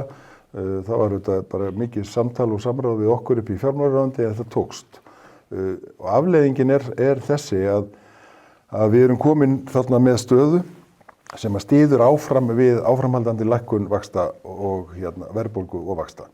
Þannig að við þurfum ekki að hafa áhyggjur af því. Ef við hefðum farið grimmar, og þetta er sama umræðan við tókum held ég í byrjun september, ef við hefðum farið grimmar niður, skorið niður, þá hefði til dæmis þingið ekki núna verið sátt við það að við værum búin að setja nægjanlega fjármuni til þess að velferðarkerfið okkar, heilbrigðiskerfið, menntakerfið geti dafnað á næsta ári. Og við höfum heldur ekki takmarkað með því að ganga fram með einhverjum skattahækkunum eða einhverjum kröfum á atvinnulífið sem gerir það verkum að fólk þyrfti að fara að missa vinnuna. Við erum að reyna að ná þessu jafnvægi og það er það sem að ég held að sé mikilvægast og ég er ekki viss að fólk vilji breytingar frá því þó að það sé að kalla á breytingar. En skattamálin, flokkarnir tala mjög þvers og kruss það. Ef að þið farið í stjórnarmyndunarviðræður til hægri eða vinstri sem að þið hafið sögulega og almennt verið reiðbúin til, þá mætið annarkvort flokkum sem eru alfarið á móti að hækka skatta og hins vegar eru það flokkar sem eru opnir fyrir því að breyta skattkerfinu jafnvel með drastískum hætti. Og þið horfið aðeins meira til vinstri þessa dagana heldur en til hægri, þið hafið eiginlega bara gefið það út. Við segjum bara einfallega að við viljum ekki hverfa frá þessari stefnu að ná að lækka verðbólguna og vextina, standa vörð kerfin okkar, þannig að þau getum haldið áfram að byggja þau upp og það er alveg rétt sem hún segir og miðað við skoðanakannanirnar og það sem að þetta ákall breytingar, þá tók ég mitt eftir því að hjá viðskiptaráði, þeir voru með 60 spurningar sem afhjúpuðu svolítið. Að til að mynda svo hægri stjórn sem að mér sýndist geta komist upp úr könnun maskínu held ég að verið, að þar séu sjálfstæðisflokkurinn, miðflokkurinn og Viðreisn sem er hægri flokkur, sem þykist vera miðflokkur, vera að koma með 35 þingmenn. Og hvað ætli þessi flokkar að gera? Ég bara tók skjalið frá kosninga áttavita viðskiptaráðs, þú verður að sé þetta. Já. Þetta er alveg áhugavert, það sem þeir kalla eitthvað, en er hægri stefna, það er sjálfstæðisflokkurinn og miðflokkurinn, hér er Viðreisn, hægra megin, við þá svo línu. Já, svona, jafn mikið og þeir eru vinstra meginu það ekki? Nei, miklu meira. Aðeins meira? Miklu meira, en aðalega mjög neðarlega. Þannig að það er ekki vitað því að hér er stefnufesta. Hver er í miðunni? Það er bara einn flokkur. Það er Framsóknarflokkurinn. Framsókn er eini miðjuflokkurinn, þannig að staðan er þessi, þarna eru flokkar, Stefaninnar. En ekki mikið stefnu. Þarna eru flokkar sem eru tilbúinir að selja bankana, báða, Þú til í að selja annað þeirra? Já, svara ekki af því það skynsamlegt til þess að lækka skuldir ríkissjóðs einhverja 90 til 100 milljarða. Einn flokkurinn ætlar að gefa öllum landsmönnum þessa fjármuni. Sjálfstæðisflokkurinn opnaði nú á þann möguleika á kjörtímabilinu. Mótmæltirðu þeirri hugmynd á þeim tíma? Ég þurfti þess ekki, því að hún var bara sett fram held ég til þess að svona gleðja einhverja út í baklandinu, en hún kom aldrei inn á borð sem tillaga. Vegna þess að hún ekki skynsöm. Við vorum að vinna í allt aðra átt. En ekki skynsamlegt líka þá að losa 100 milljarða í Landsbankanum? Nei, það ekki skynsamlegt, en við getum, og það þetta í núverandi heimildum og stefnum að það getur verið hægt að minnka hlutin, en það mjög mikilvægt að okkar mati í Framsókn að við höldum svona takti, bara það sé í raun og veru ríkisbanki. Alveg eins og menn fóru varfærnislega á Norðurlöndunum þegar voru að fara út úr sínum bankarum. Við erum bara að gera þetta nokkrum áratugum síðar. Mætti fara niður í 51% í Landsbankanum? Við höfum ekki verið tilbúin að fara svo niðarlega, en það eitthvað samtal sem þarf að eiga sér stað, en við erum ekki tilbúin að selja Landsbankan, við erum ekki tilbúin að selja Landsvirkjun. Það eru meira segja flokkar þarna á hægri vagnum sem hafa verið í að því. Hvaða flokkar eru það? Ég get sýnt þér það á sem fína viðskipta Þú kemur vel undir búin þetta alveg til fyrirmyndar. Ég ákvað að skoða þetta selja til hlut í Landsbankanum, Miðflokkurinn svarar engu, Sjálfstæðisflokkurinn ekki alveg hann ekki alveg mótfallið í. Nei, hann appelsínugulur. Já, hann ekki alveg mótfallið. Þeir hafa eitthvað opnað á lífeyrissjóðunum, ekki? Þeir eru þarna opnað á eitthvað. Já. Ég að segja, þarna erum við hægri flokka og svo var nú einn flokkur sem ætlaði að skera niður 20-30% sem reyndar ekki leiðin í ríkisstjórn og sennilega ekki inn á þing. Þetta valkosturinn. Ef menn ætla að fara að búa til miðju hægri stjórn, þá verður hún ekki búin til án eina flokksins sem á miðjunni, sem Framsóknarflokkurinn. Og til þess að Framsóknarflokkurinn getur komið í veg fyrir það að menn fari í þessa vitleysu.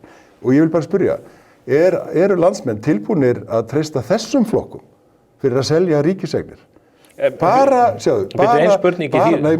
Landsbankinn og Landsvirkjun eru að skila svona cirka tæplega 40 milljörðum í arð á ári. Það svona svipað og öll útgjöld til framhaldsskólastigsins eða öll útgjöld til vegagerðar. Landsvirkjun líka metur á það 1000 milljarða. Já, en ég segi bara, ef þú ætlar að selja mjólkurkúna, þá færðu ekki þessa 40 milljarða og þá þarftu að finna einhver aðra fjármuni til að standa undir útgjöldum sem eru jafn há og til framhaldsskóla. Hvað er þetta að borga í vexti af lánum ríkissjóðs á næsta ári? Við erum að borga 80. Nei. Við erum að borga 80, reiknaðstærðir eru 40, þetta eru 120 allt í allt. Þetta eru 120 milljarðar. Já, en það eru 40 reiknastærð, það eru 80 sem koma til greiðslu. Það er þá þrefalt framhaldsskólastigið. Það er svakalega hátt og var annað af 2 verkefni sem ég fór í, vegna þess að ég vildi gera breytingar þegar ég kom inn í fjármálaráðuneytið. Og önnur breytingin er svo, hvernig getum við unnið á því að lækka þennan fjármagnskostnað ríkisins? Af hverju býr ríkið alveg eins og íslensk heimili og fyrirtæki við of háa vexti? Og hluti af þeirri sögu er að okkur hefur ekki gengið nægilega vel að segja frá þessu öfluga efnahagslífi sem á Íslandi. Bara á nokkrum árum erum við, á þessum árum þessar ríkisstjórnar, höfum við farið úr því að vera með 3 stoðir undir efnahagnum, þar sem að ferðaþjónustan var komin í 42% útflutningsverðmætum 2018, sjávarútvegurinn var með 19, álið 18 eða orkan og síðan eitthvað annað var 10. Bara 5 árum síðar, 23. Þá voru jafn margir ferðamann á Íslandi og þeir eittu meiri, en þá varstu komið með útflutningsverðmæti ferðaþjónustunar sem hlutfall niður í 30%. Og laxeldi komið á annað, ég þekki þetta. En þá var áfram sjávarútvegurinn á svipuðum það, álið hafði gefið örlítið eftir 1%, sjávarútvegurinn stendur alltaf fyrir sínum, en þá var aðri hlutir komin í 16 og það eru þeir sem að vaksa, það er iðnaðurinn, það eru skapandi greinar, það er fiskeldið, og bara þessar 9 stoðir sem bara á 5 árum hafa gjörbreytt landinu. En lánveitendur sem að þú ert að tala til, þeir hafa enga ástæðu til þess að treysta mönnum sem kunni ekki að reikna. Jú, en þeir horfa á þetta. Þeir horfa á það að fjármálaráðuneytið og Hagstofan kunni ekki að reikna. Þeir horfa á þetta. Engar áætlanir standa sig. Þeir horfa á þetta og síðasta samtal sem var í sumar, þegar við vorum að gera þetta á þessum nótum, endaði með því að eitt af lánshæfismatsfyrirtækjunum hækkaði okkur. Og við búumst við að við getum hækkað áfram, sem hjálpar okkur að lækka vextina, en við þurfum að gera fleira. Við þurfum að gera fleira. Að læra að reikna. Við þurfum, já.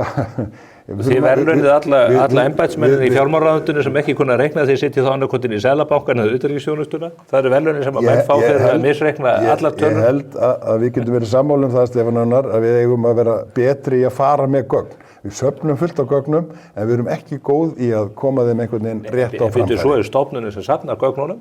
að hún kann ekki að telja heldur. Já, við settum líka það. Menn veit ekki hvað búa margir á Íslandi. Það var ein breytingin sem við gerðum núna í sumar að setja hérna svona meiri kraft undir hana, kannski að búa til svona að Hagstofan breytist svona meira í vísi af þjóðhagsstofnun sem að margir sakna. En Hagstofuna vantaði ekki peninga. Nei. Það voru 109 starfsmenn að reikna og reiknuðu vitlaust. Heldur það skánaðir verða 200? Nei, en ég held að það geti skánað ef við svona bætum verklagið og þetta sé ekki einhvern veginn út allt. Og það er það sem við settum í gangi í sumar. Þannig ég vil bara segja, hér eru möguleikar, miðað við skoðanakannanar, að hér sé að koma hrein hægri stjórn sem sé að fara að selja eignir ríkissjóðs. Þetta er hræðsluáróður. Já, það getur verið þessi hræðsluáróður. En ég er bara að segja, þetta er ein leiðin. En þetta leggja til miðhægri stjórn? Ég er bara að segja, ef menn vilja miðhægri stjórn. Vilt þú miðhægri stjórn? Það er einn valkostur. Þá þarf að kjósa Framsókn. Hinn valkosturinn væri stjórn frá miðjunni til vinstri. Af því ég heyri Viðreisn vera að segja að það er búið til hérna miðjustjórn. En hvar er Viðreisn? Hún er hægri flokkur. En byrju, skattamálin. Skattamálin? Viltu hækka skatt? Ertu opið fyrir því? Nei, við höfum bara sagt, ekki bara af því að við erum miðjuflokkur, heldur við segjum bara við núverandi aðstæður, ætlum við hvorki að hækka né lækka skatta, annað en matarskattin. Þegar við erum búin að ná hérna jafnvægi. Viltu taka staðgreiðsluna af lífeyrissjóðnum eins og Inga Sæland leggur til? Nei, 90 milljarðar kvistbang búin? Ég hefði annars vegar áhyggjur af því að við værum að taka tekjur af börnunum okkar og barnabörnunum með þeim hætti. Þannig ég held að það sé ekki skynsamleg aðgerð, einfallega vegna þess að við eigum ekki að taka allt til okkar í dag. Við eigum að hugsa framtíðina. En við getum líka með þessu lækka skuldir og farið í innviðaframkvæmdir. Við getum það, en við getum það á eigin vélarafli og ég er sammála því. Það er það sem við eigum að skoða. Við eigum að byggja þetta sem mest upp komandi kynslóðum til hagsbóta. Þú ert að koma úr innviðaráðuneytinu. Ég ætla að fara aðeins yfir samgöngumálinu. Þau brenna á fólki í öllum kjördæmum. Ég verið í norðvestu kjördæmi, norðaustu kjördæmi, suður kjördæmi, undanförnu og fólk er með mikinn hugan við þetta. Þið hafið verið í miklum framkvæmdum. Það hefur sannarlega mikið gengið undan ríkinu hvað það varðar. En það eru líka mörg verkefni sem að hafa gengið dálítið afturfótunum. Þið settuð í sérstök lög ramma utanum 6 sérstök samvinnuverkefni. Þess að það ætla að fá einkaaðila borðinu til þess að fjármagna stórverkefni. Það hefur allt farið í klessu. Ég myndi ekki segja það, en það hefur gengið hægar heldur en ég hefði vonað til. Það hefur ekkert gengið. Jú, Ölfusárbrúin er komin á stað. Það er enginn komin inn í það með ykkur? Jú, verktakinn hannar, framkvæmir og fjármagnar á framkvæmda tíma. En það er ekki búið að ganga frá því endanlega? Jú, það er búið að ganga frá því. Er það? Ég staðfesti slíkan samning í gær við verktakann og vegagerðina. Ok, það er þá nýskið. Og bara skóflustungan tekin á bökkum Ölfusár. Já, við sáum skóflustunguna, það tekur ekki mark á slíku. En það var gengið frá staðfestingunni, sem sagt. Ok. Af því að fjárlögin heimiluðu mér að ganga frá þessum samningi og hann er komin í gang. Þannig að það er búið að tryggja þetta verkefni. Stóra verkefnið sem að... Hornafjarðarfljótið allar er næst í. Það ætla ég að fara næst í vegna þess að Vestfirðingar, þeir eru algjörlega brjálaðir yfir því að Dynjandisheiðin og Þverumfjarðarna, nei þeir segja... Þetta kom mér á óvart, ég sá grein eftir vin minn Einar K. Guðmundsson sem er bara virtur, reyndur maður, að hann skildi að hoppa á þennan vagn. En byrju Bjarni Jónsson sem hefur verið yfir nefndinni í þinginu, hann sagði bara í sumar, heyrðu, peningunum hefur öllum verið skóplað í Hornafjarðarfljótið sem átt að fjármagna með þessu samvinnuverkefni. Við höfum ekki peninga, vegagerðin hefur ekki peninga til þess að klára þetta. Já, þetta er vægarsagt orðum aukið. Af hverju var þá ekki farið í Dynjandisheiðina í sumar? Af hverju var hún ekki kláruð? Hún verður boðin út núna. Þið ætluðu að klára henni í sumar? Nei, það átti ekki að klára henni í sumar. Það er einn áfangi eftir og annar áfangin var að klárast bara núna í haust og það hefði verið fínt að geta boðið hann út og nú verður hann boðin út og það sama gildir hérna Suðurfirðina. Það voru ekki peningar, vegagerðin hefur bara sagt, það hafa ekki verið peningar í þetta því það fór allt í Hornafjarðarfljótið. Það fór ekki allt í Hornafjarðarfljótið. Það eru öll verkefni vegagerðin eins og margt annað á Íslandi, 40-50% dýrara vegna verðbólgu, vegna COVID og vegna stríðsins í Úkraínu. Öll verkefni. Þar á meðal hérna Hornafjarðarfljót. Það er að klárast væntanlega á næsta ári. Þegar það er búið, þá verður innheimt gjaldtaka þar með sambærilegum hætti og af Ölfusárbrúnni og sá hluti sem var lagður þar fram, sem hugmyndafræðin var, mun síðan greiðast tilbaka inn í samgönguáætlun og verða þá andlag framkvæmda á næstu árum. Hefurðu trú á því að þessi verkefni muni verða í meira mæli í þessu PPP-kerfi? Að einhverju leyti, þingið heimilaði þessi 6 verkefni, Sundabraut sem verður boðin út á næsta ári og búin að vera mikil vinna að undirbúa. Hver mun hanna hann? Það verður alútboð, alveg klart. Þannig að það verður ekki verkfræðideild Vegagerðarinnar? Það verður bara alútboð og það eins með Ölfusárbrúna, hönnunin núna hjá verktakanum. En menn sögðu einmitt að þetta hefði allt farið í vaskinn uppalega vegna þess að þið voru með aðrar fyrirætlanir. Þið ætluðu að blanda Vegagerðinni og þeirri ídurvöxnu verkfræðideild sem að þar starfar meira en í málið. Nei, alls ekki. Það eru í samvinnulögunum getur farið mismunandi leiðir. Sum verkin eru bara mjög lítil fyrir PPP. Hornafjarðarfljót sennilega bara of lítið, það var líka of langt í burtu, það var allir hræddir, það var ekki á höfuðborgarsvæðinu. Ölfusárbrúin öðruvísi og það var bara, ég er bara gríðarlega ánægður að stjórnkerfið hafi ráðið við að setja það á aftur. En við byggðum Hvalfjarðargöngin með þessum hætti.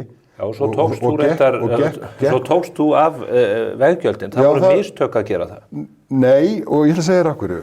Halldór Blöndal lofaði því að þegar þetta væri búið, þetta verkefni, og göngin komin til ríkisins, þá yrði hætt að innheimta.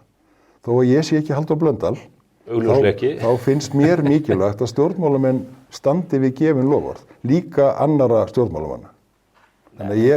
Þannig að ég hætti þeirri gjaldtöku, en ég sagði það líka, held ég bara þann daginn. Það getur vel verið að við þurfum að hefja gjaldtöku aftur, en það verður á öðrum forsendum. Býtu nú við, ef að ráðherra Framsóknarflokksins myndi lofa skattahækkun á næsta ári? Það allt annað. Þetta snýst það... Göngin voru opnuð 1998. Það allt annað. Þetta snýst það á sama hátt núna, að þegar Ölfusárbrúin verður búin, 28, þá mun hefjast gjaldtaka á henni. Og gjaldtakan mun standa að öllu leyti og ég ætla að segja það í þættinum hjá þér, af því að það hefur verið umdeilt hvort að það sé 100%. Ríkisábyrgðardeild eða ríkisábyrgðarsjóður sem hjá Seðlabankanum var með efasemdir að umferðarspáin myndi standa, sniðgangan yrði hærri, að vextir yrði hærri og þá gæti þetta komið til að einhver 10% af heildargjöldunum myndi ekki verða greidd með gjaldtöku. Ég ætla að segja það hér. Brúin verður greidd tilbaka með gjaldtöku að öllu leyti. Það mun ekki koma til peningar úr ríkissjóði. Þegar það verkefni búið og þá fer brúin bara til þjóðarinnar sem... Þetta þarf að vísa í heildarverkefni 18 milljarða. Já, allt saman. Brúin sjálf kostar þetta bara 8,4. Já. En hvað verður þá gjaldið við brúna? Fyrir þá sem keyra oftast yfir það svona ígildi einnar kókflösku eða tæplega... 2 lítra eða... Nei, lítillar, tæplega kaffibolli.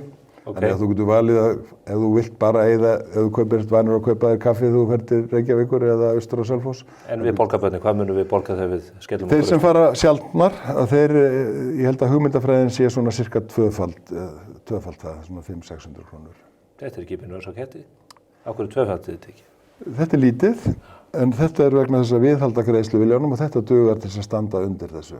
Þetta svona, en útfærslan muni auðvitað verða skýrari þegar við komum þarna nær, en mér sýnist að þeir sem að keyra oftast yfir, eða oft, þeir munu greiða svona ígildi einnar kókflösku. Og þá finnst mér mikilvægt að það detti ekki einhverju stjórnmálamanni, jafnvel úr mínu flokki eða öðrum flokki í hug, að halda áfram gjaldtöku þegar búið að borga brúna. Já, ekki sjálfsagt að nýta fjármunina? Sjáðu eins og Hvalfjarðargöngin, það löngu komið þörf á það að tvöfalda göngin. Hefði ekki verið skynsamlegt, meðal annars út af öllu ferðamannastraumnum og öðru, að halda áfram að taka gjald af þeim sem fara þessi göng til þess að fjármagna næsta fasa sem þið hafið ekki efna núna. Ef þú vilt viðhalda greiðsluvilja fólks og löngun til þess að greiða fyrir, þá skiptir máli að framkvæmdin sé búin og það skiptir líka máli að það sem að stjórnmálamenn segja og lofa þjóðinni að það standi.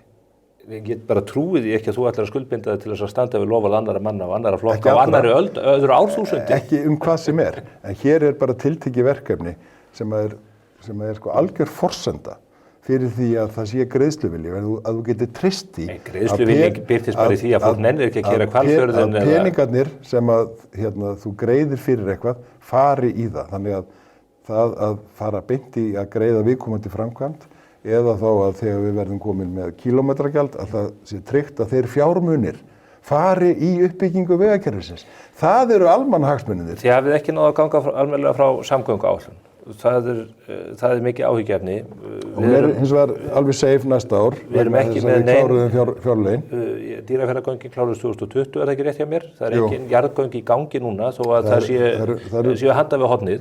En á sama tíma farið þið og undirritið risastóran, stærsta sáttmála sögunar borgarlínu og það dót allt saman, fyrst upp á 120 milljarða, svo 160, nú 311. Það verkefni mun enda í 500-600 miljardum þegar upp staðið. Það getur vel verið að endi eitthvað hærra, en það mun líka taka lengri tíma og það mun þá líka þýða það að þú ert komið miklu stærri og mikilvægari verkefni sem að menn velja að setja inn í þetta.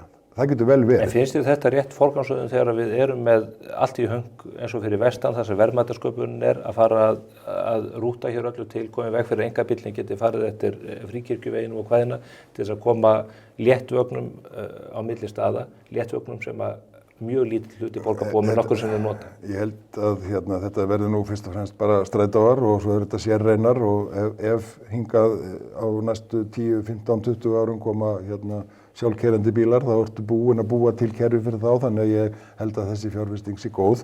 En stóra myndin þessi, Stefán Annar. Ástæðan fyrir því að þeir farið í höfuðborgarsáttmálann og ástæðan svo sama og við þurfum að gera svona jarðgangaáætlun sem að lá fyrir í samgönguáætlun sem ekki var samþykkt og kemur örugglega aftur. Það sem búið að setja 15-16 jarðgöng sem við ætlum að klára á 30-35 árum. Kostar 200-300 milljarða.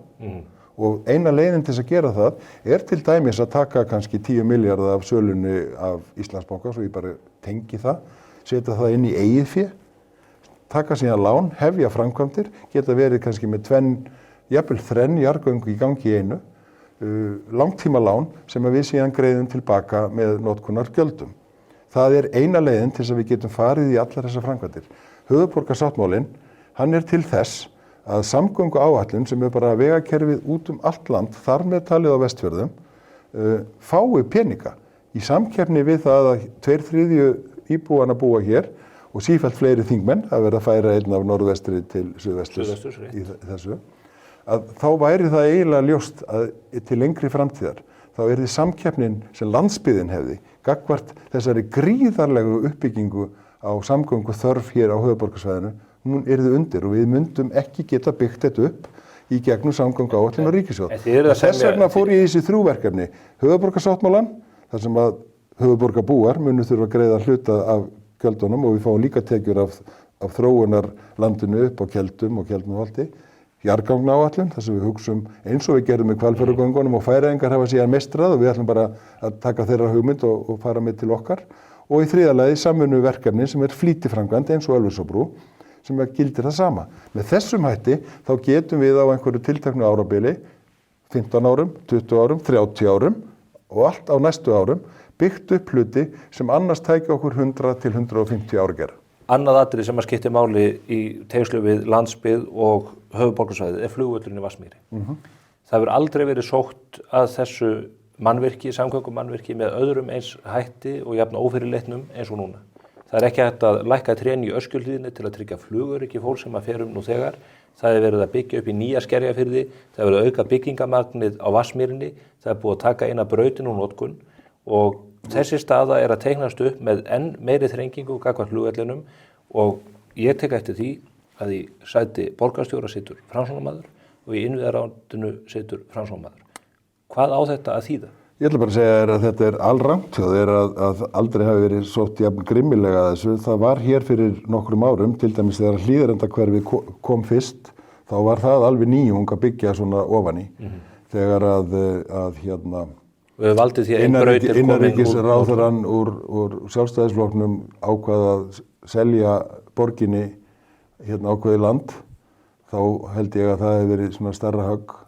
Það sem að ég hef gert og núna í góðu samstarfi við nýjan borgarstjóra og núna ég orðin innviðaráðherra aftur svona í nokkra vikur allavega, að þá höfum við bara einfallega sest yfir það og sagt, heyrðu, hér þarf Isavia, samgöngustofa og borgin að setjast niður. Ef það þarf að fækka trjám og lækka tré, þá þarf að gera það. En þeir eru búin að biðja það núna í meiri en ár. Þeir eru búin að segja að það ógnar flugöryggi, vélarnar eru farnar að sleikja þrjátoppana og borgin segir bara up yours. Nei, það rangt. Ég var bara á fundi í innviðaráðuneytinu bara í gær eða fyrradag og fá þar upplýsingar að það samtal komið á þann stað sem ég held að væri á þegar ég fór þaðan síðastliðið vor. Það að segja að menn myndu bara að segja hvað það sem þarf að gera til þess að tryggja flugöryggi. Það sama gildir nýju byggðina í Skerjafirði. Þar mun borgin aðlaga byggingarmagnið og hæðar að því til þess að tryggja það í samræmi við þá skýrslu. Þú veist vel, Sigurður, að það er verið að þrengja að velli.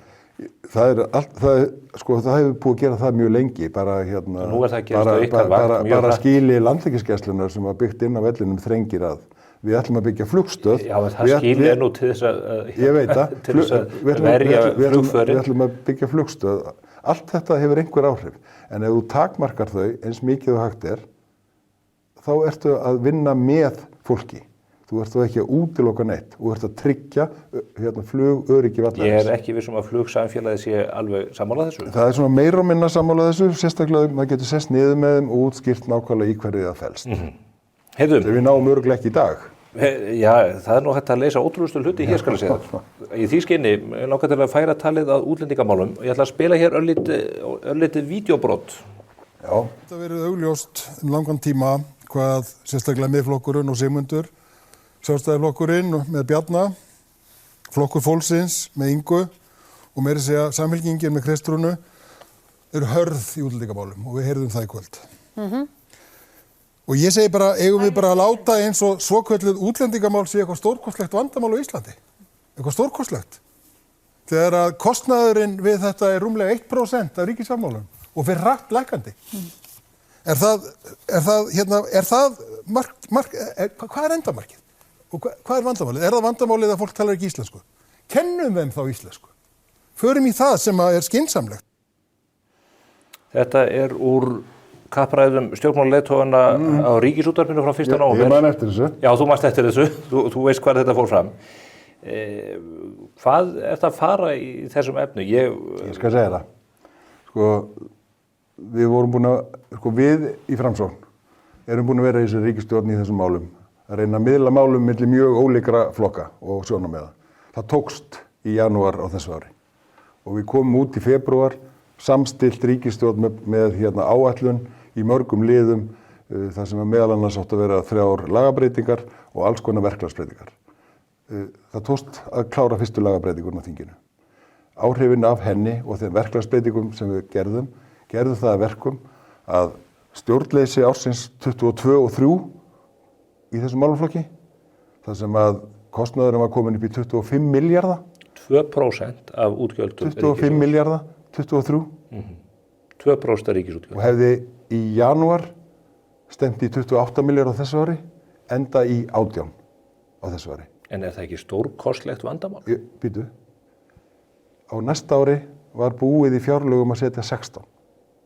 Við gátum núna við aðra umræðu fjárlaga lækka það niður í 14.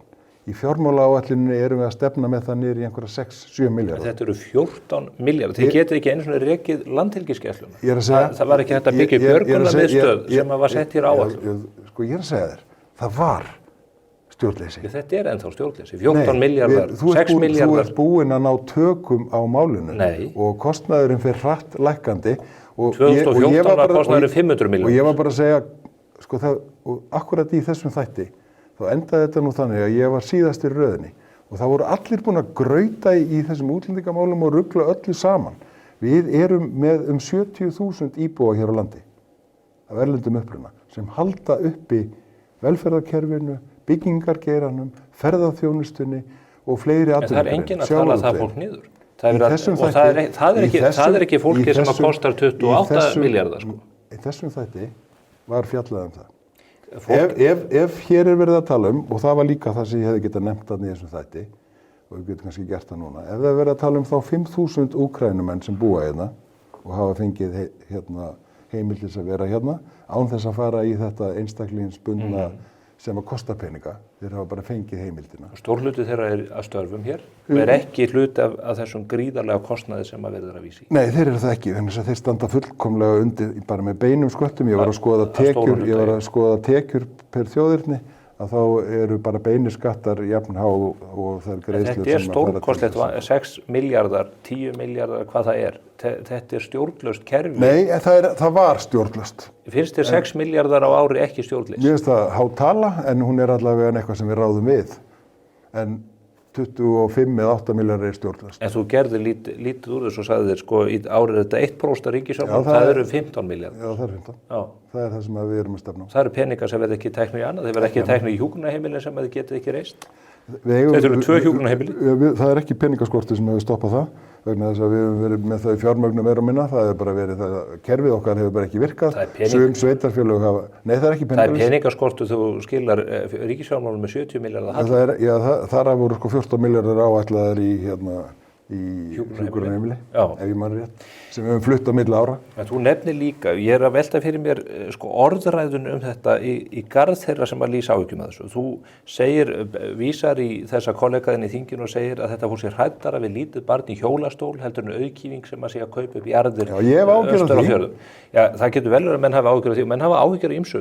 Menn hafa líka áhyggjur af þessum hryðjuverkamönnum sem að virðast vera að leggja leið sína hingað í hópi þessara flóttamanna. Já, þess vegna sagði ég meðal annars í þessum þætti, herðum eftirlitið á landamærum.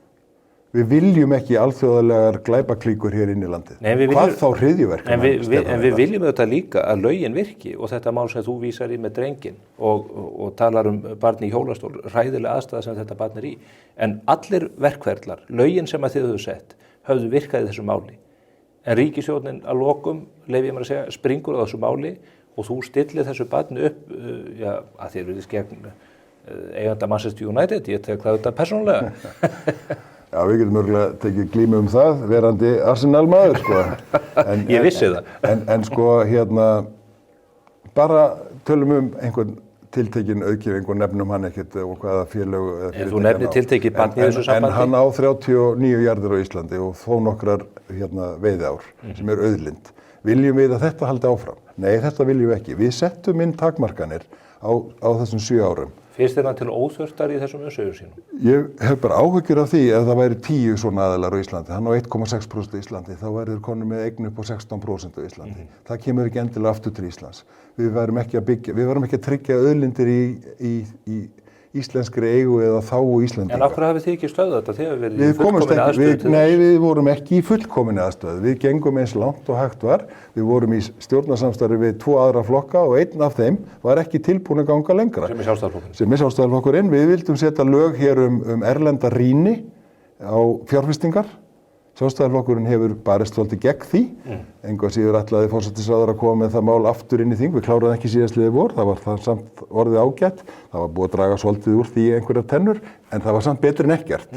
Öll löndin í kringum okkur í þessu stríðsástandi sem við erum bara til miður að upplifa í heiminum, öll Norðurlöndin og öll Vestur-Evrópa hafa á síðustu árum verið að setja slík lög. Við erum ekki með nein slík lög í landinu. Út af því að það hefur verið fyrirstaða og við höfum ekki ráðið því ein.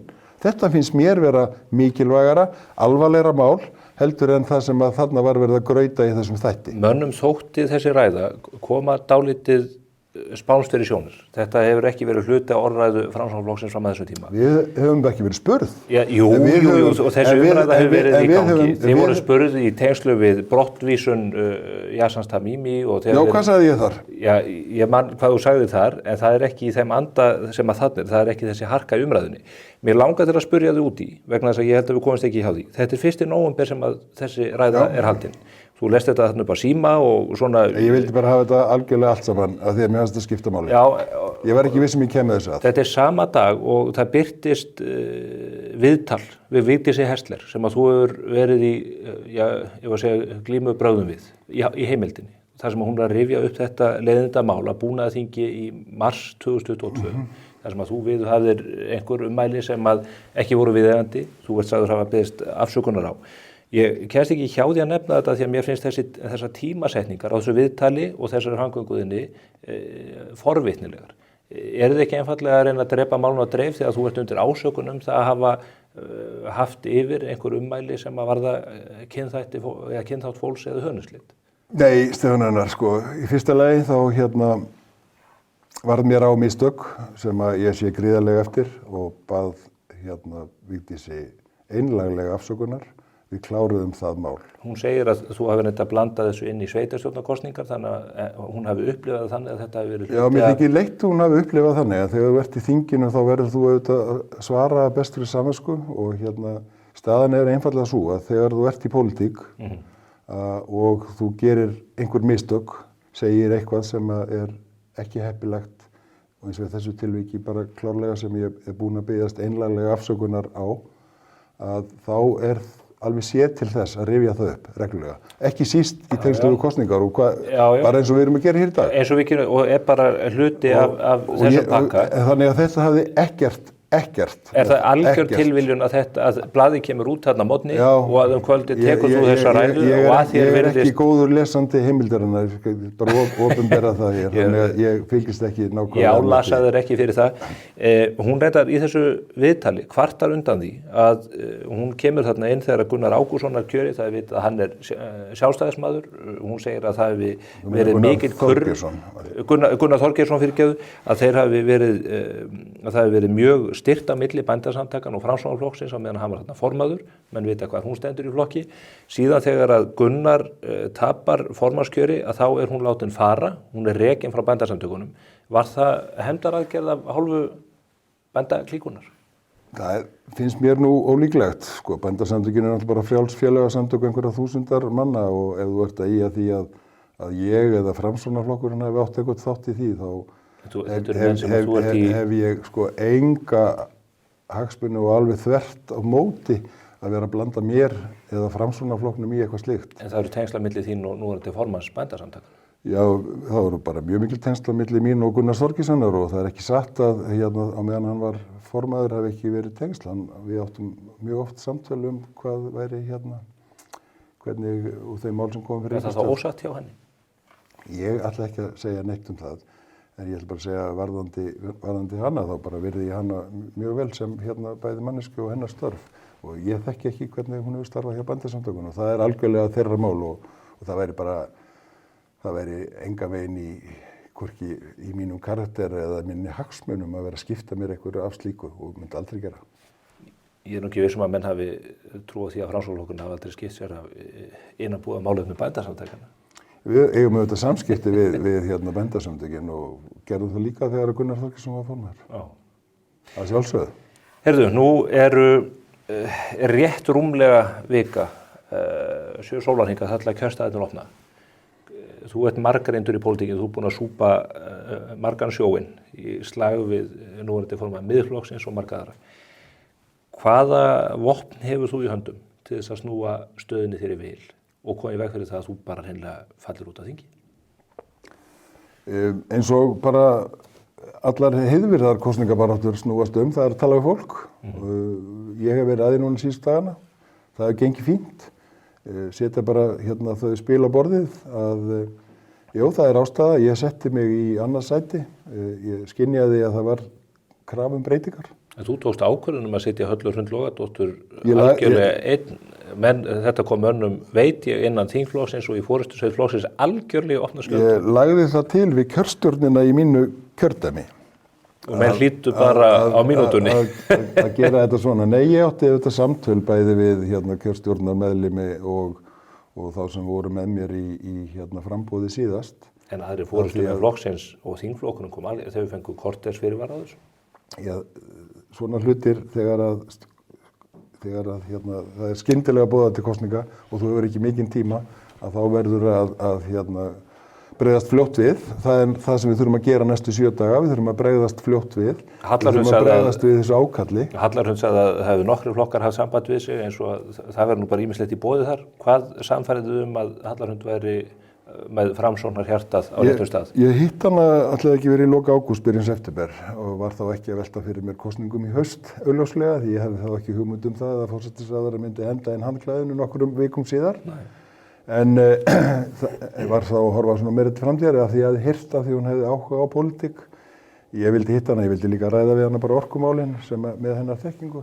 Það var góður fundur og ég upplifði bara það að í henni var sem sagt mjög grænt Framsóknar hjarta sem síðan þá þróaðist á næstu vikum í það að hún kom í framboð fyrir okkur í Suðurkjördæmi og mér fannst það skynsamlegt í ljósi þess að það yrði ekki mikla breytingar á öðrum framboðslistum. Við erum með öflugan þingflokk að störfum sem all flest allavega voru tilbúin að halda áfram og mér fannst þetta skynsamlegt. En þetta veðmál sem hefur ekki skilað þig? Og þetta veðmál sem kemur í ljós 30. nóvember hvort það skilaði og ég enn á því að sá sem í fararbroddi, hann þurfi stundum að leggja sjálfan sig undir og ég ákvað að gera það. Höfuðið á stokkinn? Tilbúin að leggja mig undir. Og svo ætla ég að berjast alveg eins og ég mögulega get næstu 7 daga að sannfæra fólk að það sem ég hef unnið fyrir kjördæmið og land og þjóð, að ég sé tilbúin að gera það áfram og ef að fólki líkar við það sem ég og Framsóknarflokkurinn höfum verið að gera og hefur trú á því sem við kannski fórum ekki mikið yfir en hefur nú kannski komið fram á öðrum sviðum, hvað við ætlum að gera næstu 4 árin og þá bara vara ég við því sem þarna að gerast. Það getur hér orðið grimmileg hægri stjórn sem selur eignir ríkissjóðs, sem fer í niðurskurð. Það getur líka orðið hér stjórn þar sem við förum aftur í Evrópusambandsvitleysunna sem Samfylkingin og Vinstri grænir hófu og tóku allt stjórnkerfið í 4 ár undir og skilaði okkur ekki nokkrum árangri. Við vitum ekki eins og af hverju það stoppaði. Við vorum ekki tilbúin að slá af kröfum okkar af auðlindunum, sjávarútvegs, landbúnaðar eða orku. Þá erum við tilbúin til þess nú? Erum við tilbúin að minnka fullveldi okkar? Ég held ekki. Þannig að ég hlakka bara til þessara 7-8 daga, samtals 9 daga við þjóðina hvaða breytingar vill fólk sjá. Og það virkilega að það vilji annarkvort fara lengst til hægri eða inn í Evrópusambandið þar sem stöðnun, þar sem samdráttur, þar sem atvinnuleysi. Þú farð ekki bara evrópska vexti, þú farð evrópsk laun, þú farð evrópskan hagvöxt og þú farð evrópskt atvinnuleysi. Augljósast bara að bera saman Norðurlöndi sem við erum alltaf að bera okkur við. Það eitt land með evru, það Finnland. Þeir eru búin að vera 30 ára að berjast við 8, 9, 10% atvinnuleysi meðal allra og yfir 20% atvinnuleysi hjá ungu fólki. Ég heyri Sigurður Ingi að það ekki seinna vænna að hleypa þér út í baráttuna, það litla sem eftir lifir að henni, gangi vel í baráttunni og við munum örugglega hittast hér til þess að gera þessar kosningar upp og kannski næstu stjórn ef að líka lætur. Takk fyrir það. Takk. Þá ekki meira á vettvangi spursmála þessa vikuna. Við erum að sigla hraðberi inn í kosningavikuna sjálfa. Við verðum með 2 þætti hér á þriðjudag og föstudag til þess að fara yfir málin, kynna síðustu kannanir og annað í þeim dúr og svo á fimmtudaginn. Þá verðum við með kappræður í beinni útsendingu á mbl.is. Þar munur stjórnmálaleiðtogarnir, meðal annars Sigurður Ingi mæta til okkar. Útsendingin fer í loftið klukkan 2 og við munum gera þetta ólíkt RÚV af því að við viljum hafa þetta skemmtilegt í bland við alvöru. Við ætlum að hafa 5 leiðtoga í hvoru setti til þess að takast á síðustu atkvæðin sem á lausu. Fylgist þið með.